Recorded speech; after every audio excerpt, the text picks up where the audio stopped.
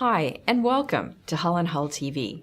I'm Dana O'Brien, and I'm joined by Ian Hull and Suzana Popovic-Montag, partners at Hull & Hull LLP, an innovative law firm that practices exclusively in estate, trust, and capacity litigation. Here at Hull & Hull TV, we're exploring the issues around estate planning that affect you. Ian and Suzana, we've been talking about some of the different ways of avoiding probate tax. Another is multiple wills. Ian, many Canadians don't have one will, let alone two. So under what circumstances should someone consider multiple wills? Well, it depends on your assets, but the most conventional time that you would consider a multiple will would be when you have corporate assets. And what's the advantage?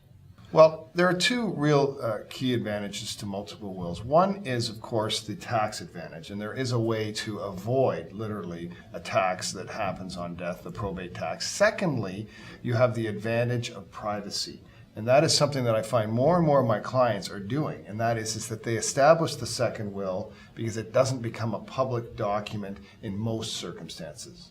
Suzana, is there any downside? I think the greatest disadvantage with a multiple will scenario is the complexity that it adds to an estate administration. And at the end of the day, the hope is that adding that layer of complexity really does pan out and that it is worth it, as Ian says, for both the good reasons that he just mentioned. Ian, when were multiple wills first recognized by the courts? Well, in Ontario, we came up with this concept, the courts did anyway, over the past decade. But the concept and the idea of a multiple will is something that is deeply entrenched in wills law.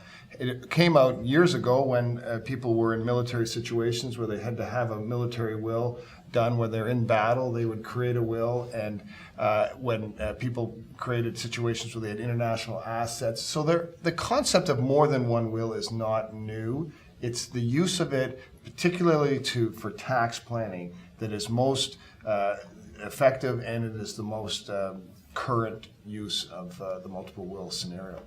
So not new, but is it common, Suzana? They're actually quite common, and I'd say probably much more so even over the last 5 years than we've seen in the past. And probably maybe not so surprising given the fact that many people's estates are becoming larger these days, their assets somewhat more complicated. And when you couple that with the traditional aversion to paying taxes, it seems that it comes sort of hand in hand that this would be the next step for the estate planning. Ian and Suzana, thank you. And thanks for joining us on Hull & Hull TV.